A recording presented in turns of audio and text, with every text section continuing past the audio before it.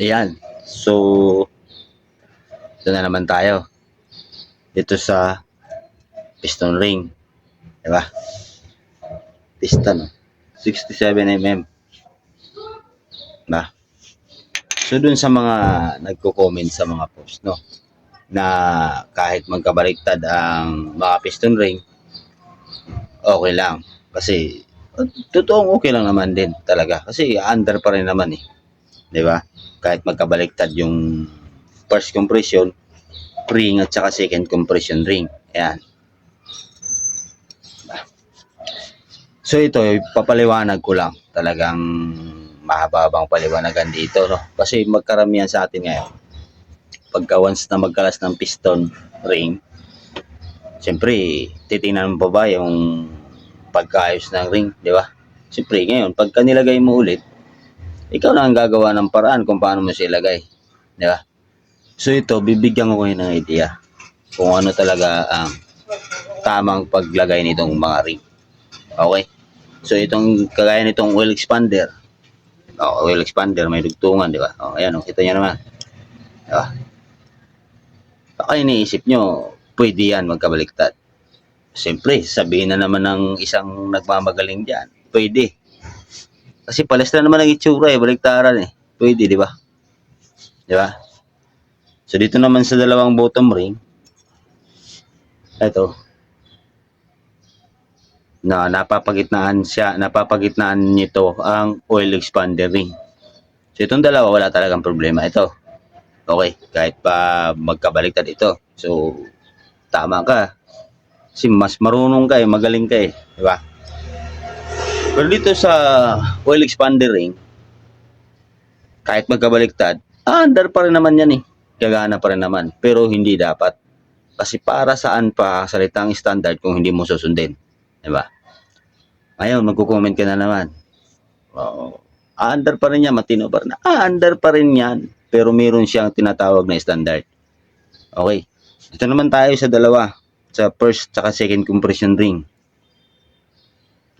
Ayan o. So, sa second compression ring, siyempre, halos magkapareho lang ng second compression. Saka first, di ba? Halos magkapareho lang. Pero meron niyang pinagkaiba. Okay? So, ang first naman compression ring, kung mailagay mo naman siya sa second compression ring, under pa rin naman. Pero saan yung salitang standard? Di ba? Ito, bibigyan ko kayo ng idea dun sa mga nasubrahan na sa galing. No?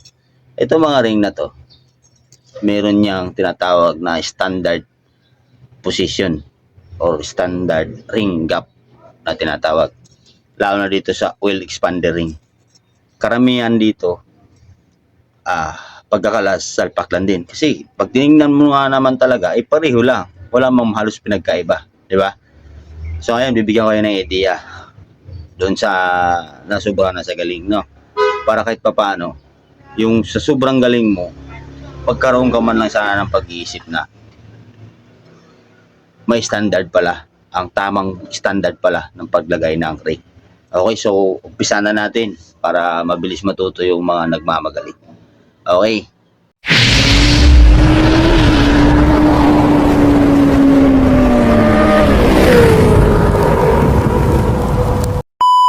Umpisa natin, no? So, usapang standard tayo. Okay, wag tayo dun sa mga nakikita natin palagi na pagkalas ng mga piston ring, pagbalik, wala nang tamang posisyon, ano? So, kaya tayo may tinatawag na standard para yun ang susundin natin. Okay? So, ito makikita nyo yan, sa oil expander ring. Yan. Kung mapapansin nyo, medyo malabo lang yung camera natin. Ayan, nakita nyo yan, yung pinakadulo. Yung pinakadulo ng katihaya, di ba? Yung dalawa, ganun din sa kabila. Yan, nakatihaya din yan. Pinakadulo nito. Di ba? Ngayon, pagka nilagay nyo siya sa piston, pag nakaganito, example, ito yung piston. Ito yung piston, di ba? Ayan, So, ilalagay natin siya. Ayan. Ayan, So, ang kinalabasan ng dugtungan ay nakataob. Di ba? Nakataob yan. Pagdating sa dugtungan, ang piston ay, ang pinakadulo ng piston ring ay nakataob. 'Di ba? So hindi po yun ganun mga idol. No? Sa usapang standard tayo sa paglagay ng piston ring. Kasi mayroon siyang tinatawag na standard. Okay? So pag nilagay nyo siya, ayan. Pag nilagay nyo siya na nakaganito ang itsura, yung magkatabi na yan. Yan. So mali po yan. Wala po tayo sa standard niyan. Diba? Doon to sa mga nasobrahan sa galing, ano? Yan. Wala po sa standard yan.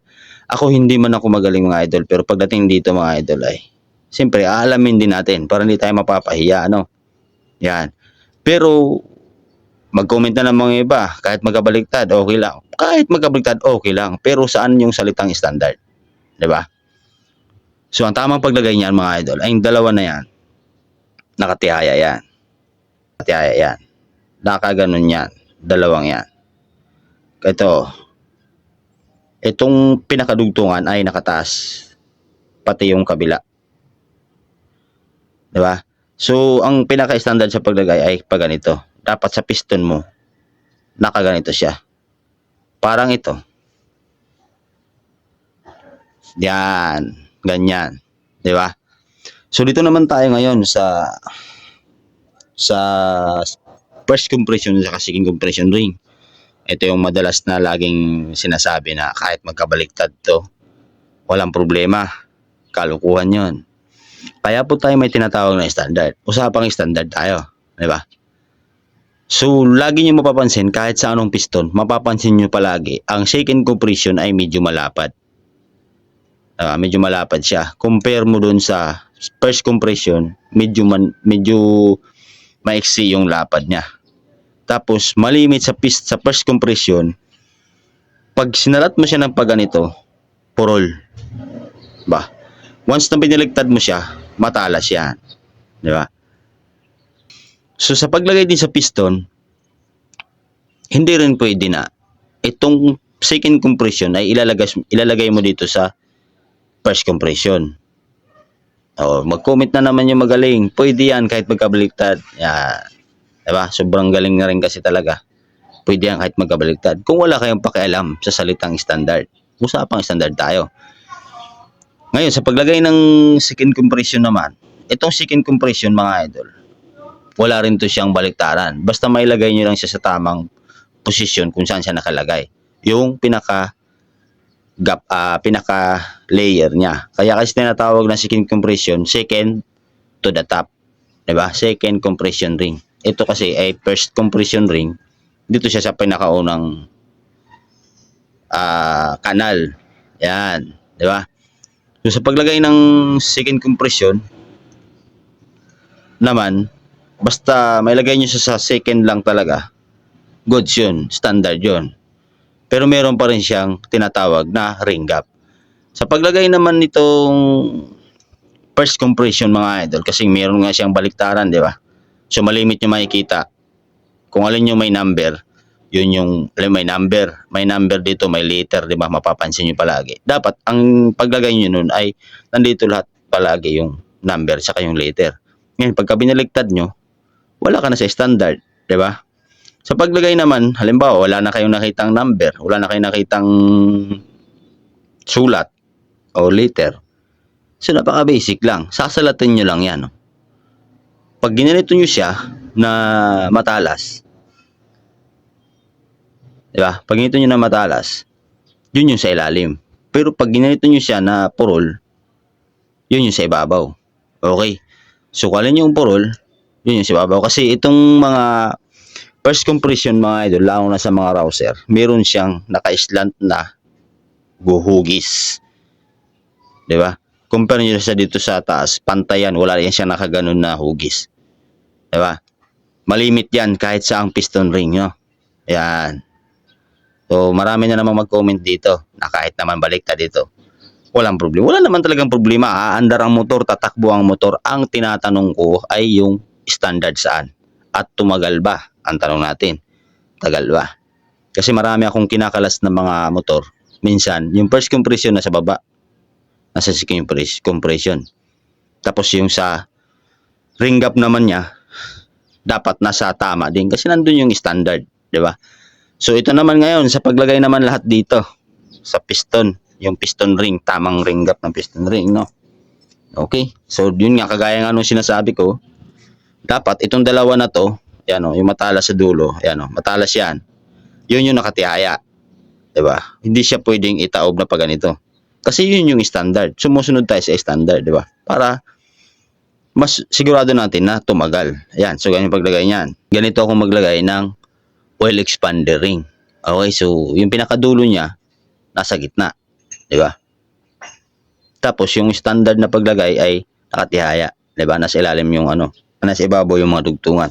So ang kinalabasan, yung oil expander ring saka yung dalawang bottom ring nasa kabilang gilid, 'di ba? Ayan siya, nasa kabilang gilid 'yan. Ito, saka dito, 'di ba? Ngayon sa paglagay ng first saka second compression naman. So yung second compression ring naman, ganun din. Dito mo rin siya ilalagay sa pinakagilid. Ayan o. Yan o.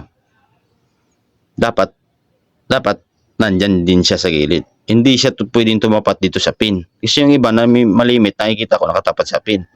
Diba? So, hindi po tatagal yun. Yung mga ganun. Takatapat siya sa pin. Diba? So, sabihin na naman, anong mga explanation? Bakit pag tumapat sa pin, anong magiging problema? Uusok yan. Uusok yan. Yung buka niya, yan. Pasok yan dyan. Diba? Yan, nakatapat lang siya dito sa gilid din. So, pagdating naman dito sa first compression, diba? Kagaya nung sinabi ko, pag kinapa nyo siya pag ganito, purol yan. Pag biniligtad nyo siya, matalas, medyo matalas yan. So, alin yung mapurol, yun yung sa ibabaw nakalagay. Pag ganito. Diba? Ito yung malimit na hindi alam ng iba. Yan. Diba? So, ang kinalabasan ng mga ring, dito sa kabilang gilid, dito sa kabilang gilid. Ngayon, sa pagdating dito sa oil expander ring, nasa gitna. Ngayon, yung bottom ring na dalawa, kabilaan. So, ang kinalabasan ng mga ring gap natin ay ikis. Yung dulo nitong bottom ring na isa, dulo din nitong first compression. Yung dulo ng isang bottom ring, dulo din nito ng isang second compression. Kumbaga, ang kinalabasan ay paikis. Ganun po yung tamang paglagay ng piston ring. Okay? So, yun lang mga idol, no? Sana nakabigay tayo ng idea kasi maraming nagko-comment sa atin. Ano ba daw talaga ang tamang posisyon ng mga ring o ring gap na tinatawag? Alright, so yun lang.